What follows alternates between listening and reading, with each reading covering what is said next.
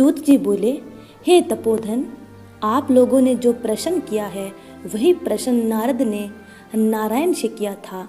सो नारायण ने जो उत्तर दिया वही हम आप लोगों से कहते हैं। विष्णु ने अधिमास का अपार दुख निवेदन करके जब मौन धारण किया, तब हे बद्रीपते, पुरुषोत्तम ने क्या किया, सो इस समय आप हमसे कहिए।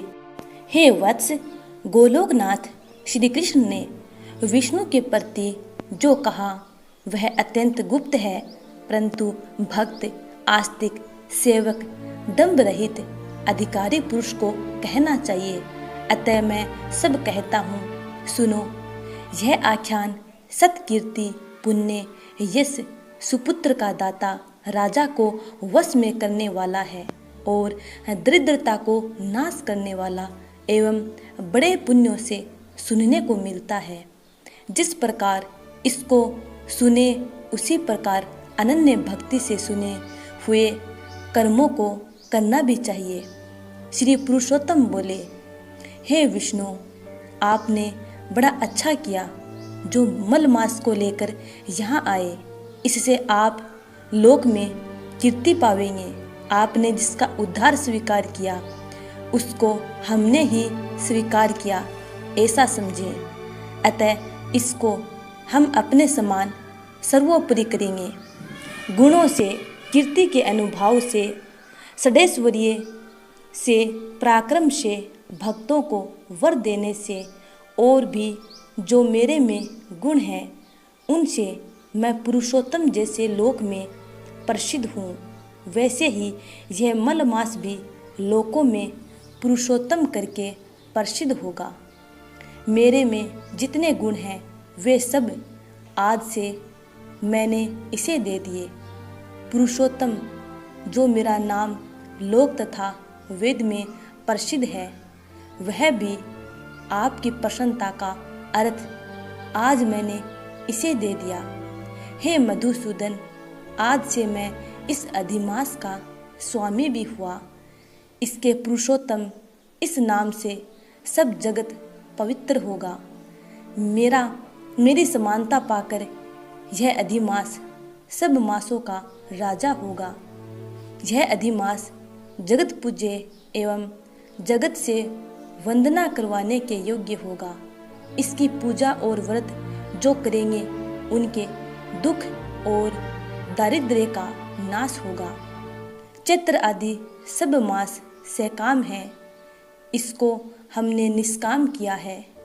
इसको हमने अपने समान समस्त प्राणियों को मोक्ष देने वाला बनाया है।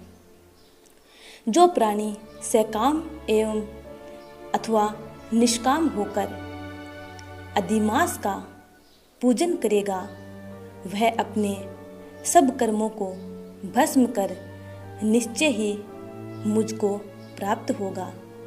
जिस परम पद प्राप्ति के लिए बड़े भाग्य वाले यति ब्रह्मचारी लोग तप करते हैं और महात्मा लोग निराहार व्रत करते हैं एवं दृढ़ व्रत लोग फल, पत्ता, वायु भक्षण कर रहे हैं और काम क्रोध रहित जितेंद्रिय रहते हैं, वे और वर्षा काल में मैदान में रहने वाले, जाड़े में, शीत में, गर्मी में धूप सहन करने वाले मेरे पद के लिए यत्नद करते रहते हैं।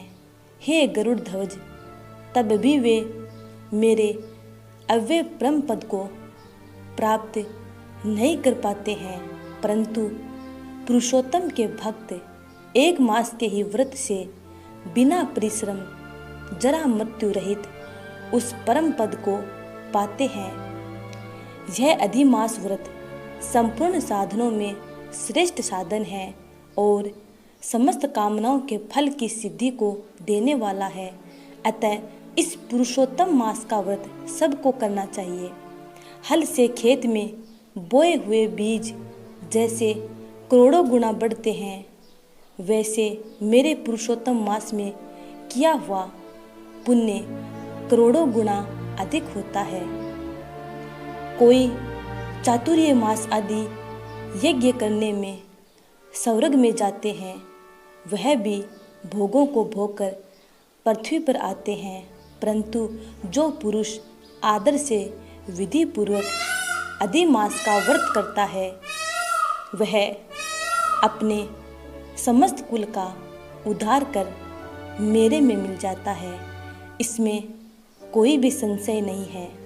हमको प्राप्त होकर प्राणी पुनः जन्म मृत्यु भय से युक्त एवं आदि व्याधि और जरा से ग्रस्त संसार में फिर नहीं आता, जहाँ जाकर फिर पतन नहीं होता, सो मेरा परम धाम है। ऐसा जो वेदों का वचन है वह सत्य है, असत्य कैसे हो सकता है। यह अधिमास और इसका स्वामी मैं ही हूँ और मैंने ही इसे बनाया है। और पुरुषोत्तम यह जो मेरा नाम है सो भी मैंने इसे दे दिया। अतः इसके भक्तों की मुझे दिन रात चिंता बनी रहती है। उसके भक्तों की मनः कामनाओं को मुझे ही पूर्ण करना पड़ता है। कभी कभी मेरे भक्तों का अपराध भी गणना में आ जाता है, परंतु पुरुषोत्तम मास के भक्तों का अपराध मैं कभी नहीं गिनता। हे विष्णु, मेरी आराधना से मेरे भक्तों की आराधना करना मुझे अत्यंत प्रिय है।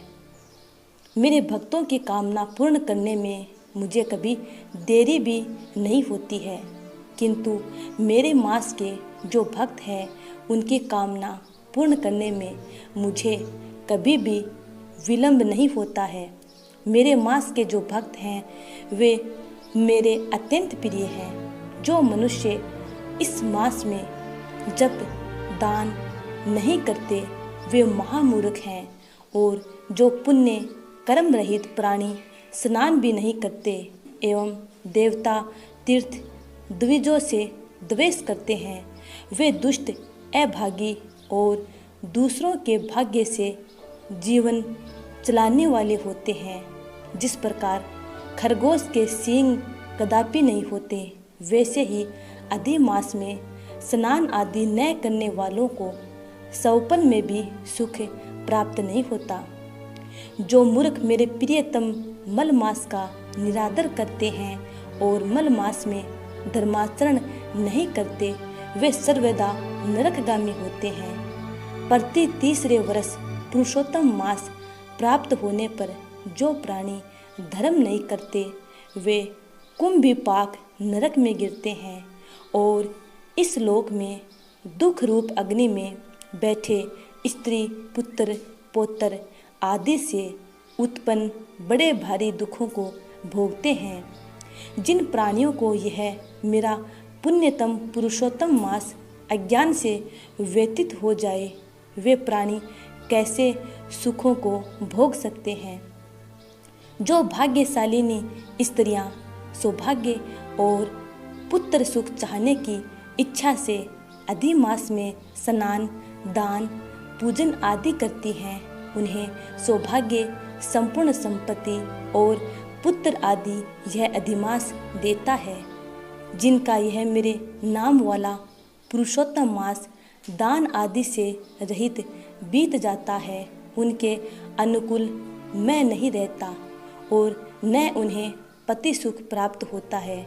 भाई पुत्र धनों का सुख तो उसे सौपन में भी दुर्लभ है। अतः विशेष करके सब प्राणियों को अधिमास में स्नान पूजा जप आदि और विशेष करके शक्ति के अनुसार दान अवश्य करना चाहिए। जो मनुष्य इस पुरुषोत्तम मास में भक्ति पूर्वक मेरा पूजन करते हैं, वे धन पुत्र और अनेक सुखों को भोग कर पुनः गोलोक के वासी होते हैं। मेरी आज्ञा से सब जन मेरे अधिमास का पूजन करेंगे। मैंने सब मासों से उत्तम मास इसे बनाया है, इसलिए अधिमास की चिंता त्याग कर हे रमापते आप इस अतुलनीय पुरुषोत्तम मास को साथ लेकर अपने बैकुंठ में जाओ। श्री नारायण बोले।